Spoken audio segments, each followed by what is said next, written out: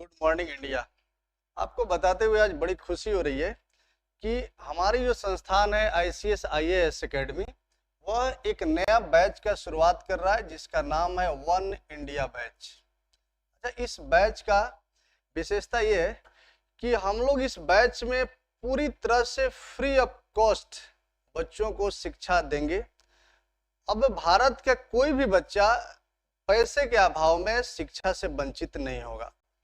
अगर जो बच्चा यूपीएससी, बीपीएससी या कॉम्पिटिटिव परीक्षाओं की तैयारी कर रहा है तो वह इस बैच को वह ज्वाइन करके और अपना पढ़ाई पूरा कर सकता है। हम लोगों ने क्या किया है कि इस बैच में जो करने वाले हैं वह इस इतने विषयों पर हम काम करेंगे। उसमें हम भारत का राज्य व्यवस्था, भारत का भूगोल, इतिहास, अर्थशास्त्र और विज्ञान के साथ साथ समसामयिकी मतलब करंट अफेयर्स पर भी हम लोग क्लास देंगे। जो विज्ञान है इसमें 3 तरह के चीजें होगी। हम लोग एक एक करके विषयों को थोड़ा सा इसका एलेबरेट कर लेते हैं। जो विषय है राज्य व्यवस्था, इसको हम लोग 2 तरीके से पढ़ेंगे। एक तो पहला बेसिक करेंगे। बेसिक में हम लोग एनसीईआरटी को कवर करेंगे। एनसीईआरटी, जो एनसीईआरटी है इसको हम 6ठा क्लास से लेकर 12th क्लास तक के एनसीईआरटी को कवर कराएंगे। फिर दूसरा जो है इसमें एडवांस लेवल पर हम लोग काम करेंगे। जो एडवांस लेवल होगा इसमें हम एम लक्ष्मीकांत को आधार बनाते हुए हम भारत के राज्य व्यवस्था या भारतीय संविधान के जो विभिन्न पहलुएं हैं उसको तैयार कराएंगे। भारत के भूगोल के लिए इसमें हम लोग पहले तो एनसीईआरटी इसी तरह से हम लोग बेसिक करेंगे पहले, और बेसिक के साथ साथ जो दूसरा ये जब एडवांस लेवल पर आएंगे तो एडवांस में हम लोग इसमें 6 to 12th करेंगे। और जो एडवांस लेवल का होगा इसमें हम लोग इंडिया का ज्योग्राफी, इंडियन ज्योग्राफी मुख्य रूप से, और फिजिकल ज्योग्राफी, ये 2 सेक्शन पर काम करेंगे। इतिहास जो है, इतिहास में पहले बेसिक होगा। बेसिक में एनसीईआरटी कवर करेंगे हम लोग। एनसीईआरटी 6 to 12th करेंगे। और फिर भारत का जो इतिहास है इसमें इंडियन हिस्ट्री पर फोकस करेंगे।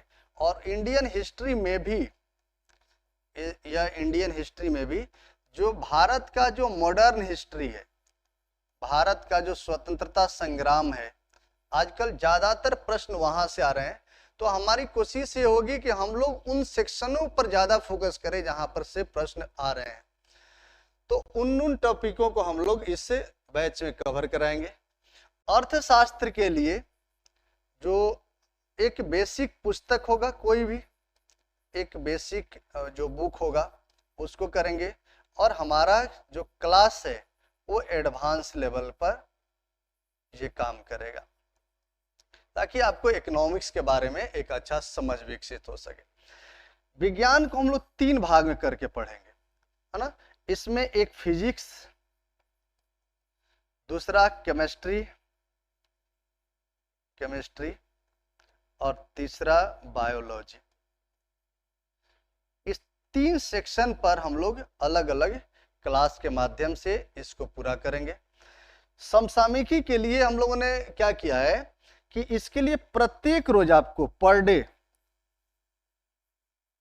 15 मिनट का एक वीडियो मिलेगा। पर डे 15 मिनट्स का एक लाइव क्लास मिलेगा। इस 15 मिनट में हम क्या करेंगे कि आपको जो प्रति रोज का जो घटनाक्रम है जो आपके एग्जाम के लिए जरूरी है उन चीजों पर हम लोग इस पर बात करेंगे। यानी कि पर डे का जो इवेंट है इस इवेंट को हम लोग प्रति रोज समझा देंगे। जैसे अगर अंतर्राष्ट्रीय स्तर पर क्या चल रहा है, कौन से संधियां हो रही हैं, कहाँ यात्राएं हो रहा है, कौन सी देश दुनिया में घटनाएं हो रही हैं, तो इसको कौन से टॉपिकों पर संपादकीय आ रहे हैं, तो ये सारा टॉपिकों को हम लोग एक एक करके प्रत्येक रोज इसको कवर कर लेंगे। और साथ में क्या करेंगे कि एक मासिक रूप से, एक किसी भी मासिक पत्रिका को आधार बनाते हुए हम लोग इसको भी अपडेट कराते चलेंगे। तो ये हमारा कुल ये प्लानिंग है, हमारी जो रणनीति है वो इस रणनीति के रूप में काम करेगा। इसमें जो हमारा वन इंडिया बैच है, इस बैच में हम लोग क्या करेंगे कि इस तरह से पहले हम लोग वन इंडिया बैच को समझते हैं कि वन इंडिया बैच में आप जुड़ेंगे, ये किसके लिए है तो यह जो बैच है यह उन विद्यार्थियों के लिए है जो विद्यार्थी यूपीएससी का तैयारी कर रहे हैं, गाँव में रह रहे हैं, वे बच्चे जिनके पास पैसे के अभाव में उस शहर में नहीं जा पा रहे हैं, वे बच्चे जिनके पास संसाधन उपलब्ध नहीं है, जो तैयारी करना चाह रहे हैं लेकिन वे आर्थिक अभाव के कारण वे तैयारी नहीं कर पा रहे हैं, तो उनको हम यहाँ पर जोड़ेंगे। वे जो यूपीएससी कर रहे हैं, जो बीपीएससी की तैयारी कर रहे हैं या जो पीसीएस की तैयारी कर रहे हैं, तो इनके लिए हम लोग डेप्थ में क्लास देंगे, है ना। यहाँ पर हम लोग डेप्थ क्लास देंगे। साथ में जो बच्चे एसएससी का तैयारी कर रहे हैं, बिहार एसएससी का तैयारी कर रहे हैं, यूपी पीसीएस का तैयारी कर रहे हैं, यूपी एसएससी का तैयारी कर रहे हैं, जनरल कंपटीशन की तैयारी कर रहे हैं या डिफेंस की तैयारी कर रहे हैं, तो इनके लिए जो क्लास होगा ना वो वन लाइनर फैक्ट के रूप में हम लोग देंगे। वन लाइनर फैक्ट, यह जो ऑनलाइनर फैक्ट होगा यह उस तरह से होगा जो एग्जाम में महत्वपूर्ण है। हम लोग क्या करेंगे कि टॉपिक वाइज सभी जो फैक्ट हैं उनको एक जगह कलेक्ट करते हुए आपको उसका पीडीएफ भी उपलब्ध करा देंगे और साथ में जो क्लास देंगे उसमें आपको समझ विकसित करवाने का प्रयास करेंगे। तो ये उन बच्चों के लिए है जो इन क्षेत्र में तैयारी कर रहे हैं, जनरल कंपटीशन मतलब railway, SSC, bank, Bihar police, defence, air force, CDS, CPF, ये सारा जो चीजों की तैयारी कर रहे हैं उनके लिए ये ऑनलाइनर फैक्ट हम लोग काम करेंगे। और जो बच्चे सिविल सर्विसेज की तैयारी कर रहे हैं उनके लिए हम लोग विशेष रूप से एनसीईआरटी और एडवांस लेवल पर डेप्थ क्लास उपलब्ध कराएंगे। अच्छा, इस बैच से आप में जो हम लोग करने वाले हैं, इसकी जो विशेषता है वो ये है कि इसमें प्रतिरोज आपको एक लाइव क्लास मिलेगा, दूसरा ऐप पर लाइव और रिकॉर्डेड दोनों क्लास रहेगा। जो हमारा एप्लीकेशन है आईसीएस आईएएस एकेडमी का, यह प्ले स्टोर पर उपलब्ध है। आप उस ऐप पर आपको लाइव और रिकॉर्डेड दोनों क्लास मिलेंगे। ऐप पर पीडीएफ प्रतिरोज आपको मिल जाएगा। प्रत्येक रोज सैटरडे और संडे को डाउट क्लियरिंग क्लास हम लोग देंगे। क्विक टेस्ट प्रतिरोज लेंगे। जैसे हमारा लाइव क्लास स्टार्ट होगा उसके पहले जरूरी है कि आप जो हमने कल पढ़ाया था उस क्लास का आपके 10 प्रश्न आपके सामने रहेंगे आपके स्क्रीन पर, आप वहां से ऑनलाइन टेस्ट दे देंगे। हम क्लास स्टार्ट करते ही आपके स्कोर का घोषणा करेंगे और क्लास स्टार्ट कर देंगे। प्रत्येक वीकली जो टेस्ट होगा वह टॉपिक वाइज होगा। जो हम लोगों ने एक सप्ताह में जो पूरे टॉपिक को कंप्लीट किया है उस टॉपिक पर आधारित हमारा वीकली टेस्ट होगा। इसमें जो आगे के जो चीजें हैं कि हम लोग इस बैच में कैसे जुड़ पाएंगे, जो बच्चे हमारे साथ आना चाह रहे हैं, जो हमसे जुड़ेंगे वे कैसे जुड़ेंगे, तो या तो ये यूट्यूब चैनल को हमारा एक सब्सक्राइब कर लें, बेल आइकन को दबा दें कि जब भी हमारी क्लास लाइव हो तो उनको इसकी सूचना मिल सके, वे जुड़ सके हमसे सीधा सीधा। या दूसरा कंडीशन यह है कि वे प्ले स्टोर पर जाएं, गूगल के प्ले स्टोर पर, और प्ले स्टोर पर आईसीएस आईएएस एकेडमी का वे ऐप डाउनलोड कर लीजिए। ऐप डाउनलोड करने के बाद में आप वहां पर वन इंडिया बैच का चुनाव कर लीजिए। वहां पर एक कोर्स के रूप में, कोर्स में वन इंडिया बैच आपको मिल जाएगा। वहां पर दिए गए जो ऑफर कोड है उस कोड का उपयोग करते हुए आप क्या करिएगा, वहां पर डालिएगा और आपसे मात्र 101 रुपये लिए जाएंगे। और यह जो 101 रुपया है यह आप पे करके और इस बैच में आप सीधा सीधा जुड़ सकते हैं। ये सारा जो बैच है इसमें ये जो 101 रुपया आप पे करेंगे, इसके बदले हम आपको जितना भी नोट्स है, जो पीडीएफ है, जो क्लासेस है, जो रिकॉर्डेड, मान लीजिए कि आप लाइव क्लास नहीं ले पाए तो आपके लिए ऐप पर रिकॉर्डेड क्लास उपलब्ध रहेगा। आप अपने समय के अनुसार उसको आप देख करके अपना जो कोर्स है उसको पूरा कर पाएंगे। अगर किसी भी प्रकार का समस्या हो तो आपके लिए ये नंबर 24 घंटे उपलब्ध है, 9473090300, या तो इस पर आप कॉल कर सकते हैं या व्हाट्सएप कर सकते हैं। चलिए अब हम लोग मुख्य मुद्दे पर आते हैं जहां पर हम लोगों को मुख्य रूप से काम करने हैं। हम लोग को जो विषय है, जो टोटल कुल विषयों की जो हम बात कर रहे हैं, उसमें सभी विषयों को हम इसमें शामिल करेंगे। मतलब कि उसमें जो ज्योग्राफी, पॉलिटिकल साइंस है, ज्योग्राफी है, हिस्ट्री है, इकोनॉमिक्स है, साइंस है, साइंस में फिजिक्स, केमिस्ट्री, बायो, और इसके साथ साथ जो करंट अफेयर्स की जो टॉपिकें हैं, इन सभी टॉपिकों पर हम एक एक करके बात करेंगे। आज का जो हमारा क्लास है वह भारत के संविधान से संबंधित है। मतलब ये कि हम लोग भारत के राज्य व्यवस्था पर आधारित क्लास स्टार्ट कर रहे हैं। आज वन इंडिया बैच का पहला क्लास है, यह इंट्रोडक्टरी क्लास है, और इस इंट्रोडक्टरी क्लास में मैं आपको उन पहलुओं से अवगत करा रहे हैं जो इस बैच में हम लोग देने वाले हैं। ये जो भारत का जो संविधान है, इस संविधान के निर्माण के लिए एक लंबी प्रक्रियाएं अपनाई गई थी। ऐसा नहीं कि संविधान, ये अंग्रेजों ने भारत छोड़ा और हम लोगों ने संविधान लिखना शुरू कर दिया, ऐसा नहीं था। भारतीय संविधान को लिखने के लिए एक बहुत बड़ी पृष्ठभूमि है ना। ये सिविल सर्विसेज वालों के लिए यह सबसे महत्वपूर्ण है। और हम लोग जब इस क्लास को स्टार्ट करेंगे तो इस क्लास में हम लोग क्या करेंगे कि साथ साथ वन लाइनर फैक्ट अलग से करते जाएंगे। जो पीडीएफ उपलब्ध होगा वह दो तरीके से पीडीएफ उपलब्ध होगा। एक होगा जो डिटेल्स रहेगा, है ना, डिटेल्स में हम लोग बात करेंगे उस पर, जिस तरह से आपका आंसर राइटिंग आपका हो सके। आप सिविल सर्विसेज की तैयारी कर रहे हो तो आपको 3 स्तरों का हम लोग तैयारी करेंगे, प्री, मेंस और इंटरव्यू के लिए। तो ये आपका सिविल सर्विसेज की तैयारी होता चले, और साथ साथ जो बच्चे जो प्री दे रहे हैं, जो वनडे जो एग्जाम दे रहे हैं, तो उन बच्चों के लिए हम पीडीएफ ही उपलब्ध करा देंगे, लेकिन वो वन लाइनर फैक्ट के रूप में होगा। तो भारत का जो हम लोग आज जो क्लास स्टार्ट कर रहे हैं वह भारतीय संविधान से संबंधित है। मतलब आज का जो क्लास है वह भारतीय राज्य व्यवस्था से संबंधित है। भारतीय राज्य व्यवस्था कहने का मतलब है कि भारत में जो शासन के लिए जो व्यवस्थाएं स्थापित की गई हैं, उन व्यवस्थाओं पर हम बात करेंगे।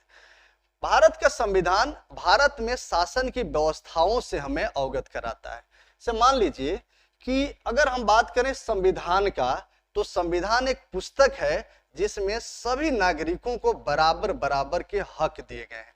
सम प्लस विधान मतलब एक ऐसा कानून का किताब जो सभी नागरिकों को स्पष्ट रूप से बराबर बराबर अधिकार प्रदान करता है।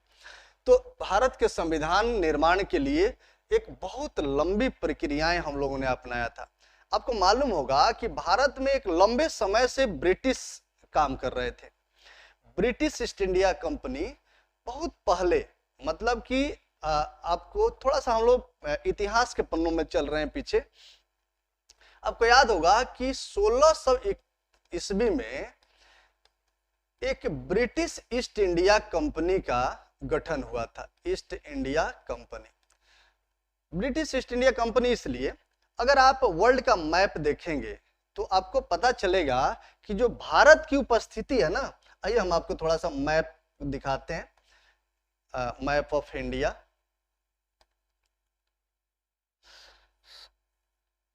मैप ऑफ इंडिया, है ना। तो ये कहाँ चला गया, मैप ऑफ इंडिया।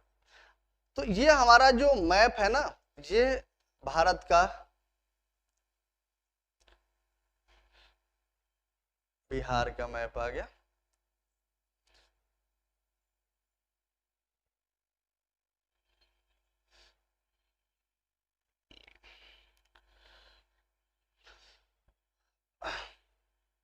इस मैप का हम लोग बात कर रहे हैं। अच्छा, इससे थोड़ा सा और पीछे चलते हैं। वर्ल्ड मैप को एक बार आप देखिए पहले। अगर हम वर्ल्ड मैप पर बात करें, वर्ल्ड मैप पर, तो आप देखेंगे कि जो भारत का जो स्थिति है ना, वो पूर्वी क्षेत्र में है। तो पूर्वी क्षेत्र में है तो भारत में जब विदेशी कंपनियां आने लगी, ये देखिए यहां पर, इस स्थिति को हम लोग थोड़ा सा पहचानते हैं। यह भारत है, है ना। और ये छोटा सा जो क्षेत्र दिख रहा है ना, ये ब्रिटेन का क्षेत्र है। इसको हम यूनाइटेड किंगडम या ब्रिटेन कहते हैं। इस यूके में जो ब्रिटेन है इसको हम ग्रेट ब्रिटेन के नाम से जानते हैं। क्या बोलते हैं? Great Britain. ग्रेट ब्रिटेन में कुल मिलाकर 4 देश हैं। एक को बोलते हैं स्कॉटलैंड। क्या बोलते हैं? स्कॉटलैंड। थोड़ा सा मैं कलर चेंज कर दूं। Scotland, Scotland. दूसरा है, इसको बोलते हैं हम आयरलैंड, आयरलैंड। तीसरा है, इसको बोलते हैं वेल्स। और चौथा तो हम जान ही रहे हैं, जिसको हम इंग्लैंड बोलते हैं। यानी कि कुल मिला करके अगर देखा जाए तो ग्रेट ब्रिटेन में जो देशों का जो संख्या है वो 4 देशों को मिल करके एक हमारा बना है ग्रेट ब्रिटेन। ये ग्रेट ब्रिटेन है, इतना छोटा सा देश। हो क्या रहा था कि इन क्षेत्रों में जो हमारे यहाँ जो मसाले थे ना, इन मसालों को इस मध्य एशियाई क्षेत्र के जो व्यापारी थे वो यहाँ से ले करके और आकर के इधर से लाते थे और लाकर यहाँ बेचते थे। फिर यहाँ से सामानों को लाते थे, वस्तुओं लाते थे और भारत में बेच लेते, जगह नहीं बताते थे। तो इस यूके वाला क्षेत्र में या यूरोप को मान लें कि ये वाला जो यूरोप वाला क्षेत्र है ना, तो यहाँ से लोग भारत के खोज में निकला। भारत के खोज के दौरान ये अमेरिका का भी खोज हो चला था। 1492 ईस्वी में अमेरिका का खोज किया। कौन किया? ये कोलंबस ने। और एक जो नाविक था जो ऐसे घूमते हुए पहुंच गया भारत, इसको हम बोलते हैं वास्को डिगम्बा। जब वास्को डिगम्बा भारत आने का रास्ता ढूंढ करके दिखाया ना, तब ब्रिटेन के इस क्षेत्र में जो रहने वाली कंपनियां थी, वहां पर जो क्षेत्रीय व्यापार कर रही थी, उसमें से बहुत सारी कंपनियों ने एक समूह बनाया, एक गुट बनाया। और यही इस गुट ने, ये जो गुट बनी, इस गुट ने भारत में व्यापार के लिए यहाँ के महारानी से परमिशन लिया। और ये जो परमिशन था ना, ये 15 वर्ष के लिए दिया गया। ये सारा कंपनी मिल करके ये कहा कि हम भारत में व्यापार करेंगे और आपको टैक्स देंगे। महारानी ने इनको 15 वर्षों के व्यापार का अधिकार दे दिया। और ये लोग ये 1600 ईस्वी में अपना एक व्यापारिक संस्था बनाते हुए भारत में व्यापार के लिए चले। तो उस समय हम लोगों ने इसको क्या किया कि ये भारत जो है ना, ये हमारा मान लीजिए कि देशांतर है, 0 डिग्री देशांतर। हम लोग इसको पढ़ेंगे, थोड़ा सा डिटेल्स से पढ़ेंगे। मैं थोड़ा सा इसको जल्दी में बता रहा हूं कि आप, ये हमारा टॉपिक नहीं है, टॉपिक हमारा कहीं और है, हम लोग कहीं और चलने वाले हैं, इसलिए मैं यहां से थोड़ा सा जल्दी में निकलना चाह रहा हूं। ये हमारा 0 डिग्री देशांतर है। इस देशांतर के जो इस क्षेत्र में है, मतलब कि जो राइट साइड वाले हैं, इसको हम ईस्ट बोलते हैं। और जो लेफ्ट साइड वाले हैं ना, इसको हम वेस्ट बोलते हैं। ज्योग्राफी के क्लास में हम लोग इसको देखेंगे। तो चूंकि यहां से ये भारत का जो स्थिति था ईस्ट में था, और ब्रिटिश कंपनियां थी, ब्रिटिश व्यापारियों का यह कंपनी था, इसीलिए हमने कहा कि ब्रिटिश ईस्ट इंडिया कंपनी। जो इंडिया है वो पूर्वी भारत में हम लोग इसकी हम पूर्वी भारत, इसका नाम इसलिए पड़ा। इस टॉपिक पर हम लोग आगे क्लास में चर्चा करेंगे। कुल मिलाकर के अगर हम देखें तो भारत में जो ब्रिटिश ईस्ट इंडिया कंपनी का जो स्थापना है, ये आगमन है, वो हुआ 1600 ईस्वी के बाद में। क्योंकि 1600 ईस्वी में ब्रिटिश ईस्ट इंडिया कंपनी का स्थापना हुई। स्थापना के बाद में महारानी ने एक अपना पत्र भेजा भारत में। यह अकबर के नाम से लिखा हुआ पत्र था, लेकिन जब अकबर के दरबार में पहुंचने के लिए वहां से हॉकिंस आए, हॉकिंस एक प्रतिनिधि थे महारानी के, जो अकबर के दरबार के लिए चले थे। लेकिन जब ये आए तो 1607 ईस्वी में अकबर नहीं रहे थे, इनकी मृत्यु हो गई थी 1605 ईस्वी में। और 1605 ईस्वी में इनके मृत्यु के बाद जब ये पहुंचा तो 1608 ईस्वी में इसको एक एकाधिकार पत्र मिल गया जहांगीर के द्वारा। जहांगीर उस समय भारत के सम्राट थे।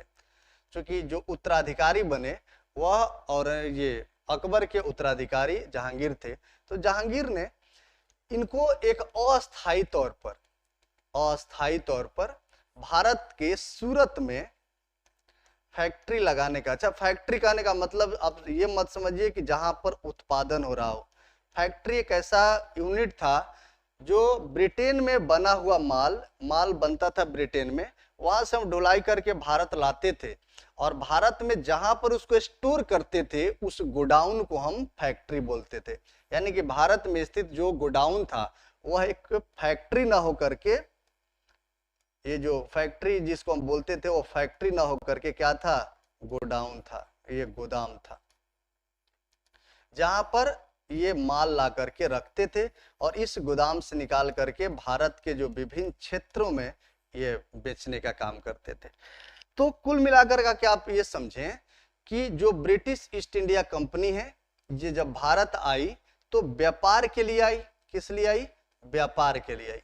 अच्छा, व्यापार के लिए जो पहली बार इनको अनुमति मिला वह हॉकिंस के माध्यम से जहांगीर के द्वारा मिला। कब मिला? 1608 ईस्वी में।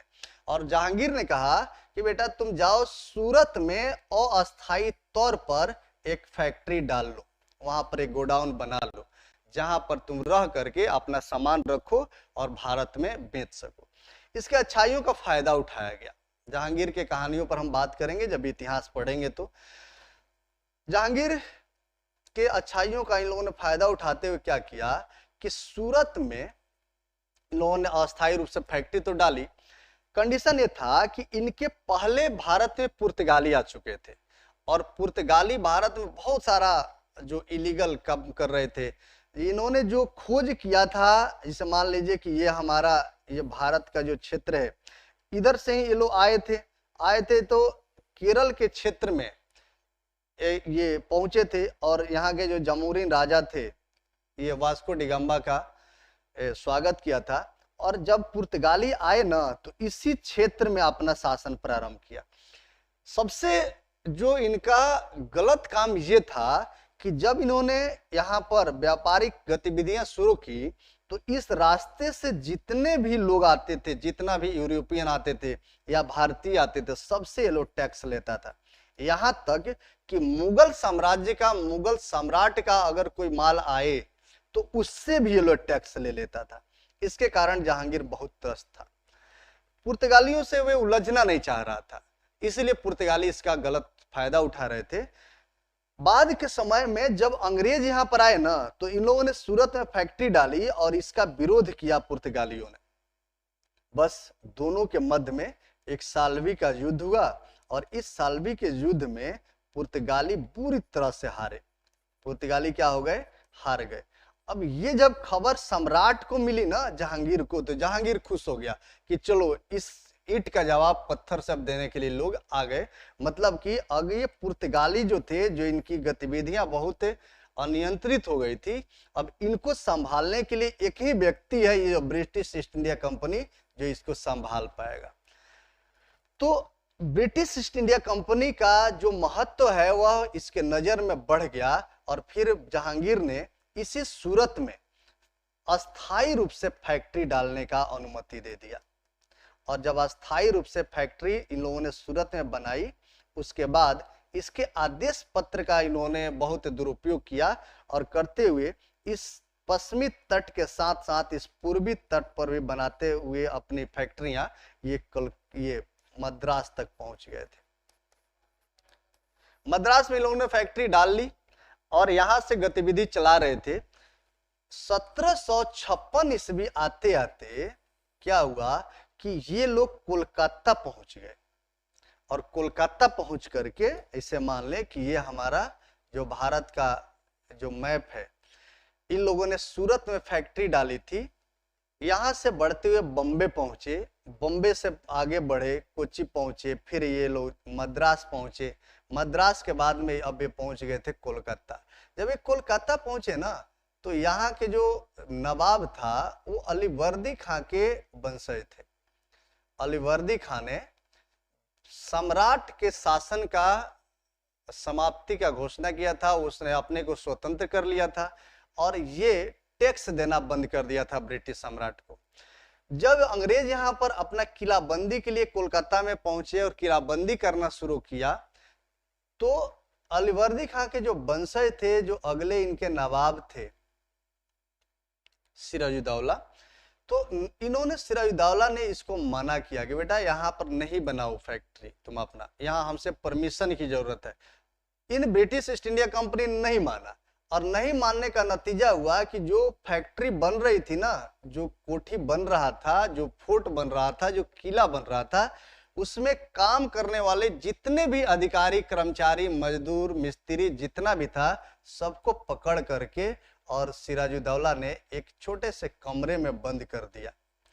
ये 20 जून 1756 की घटना है।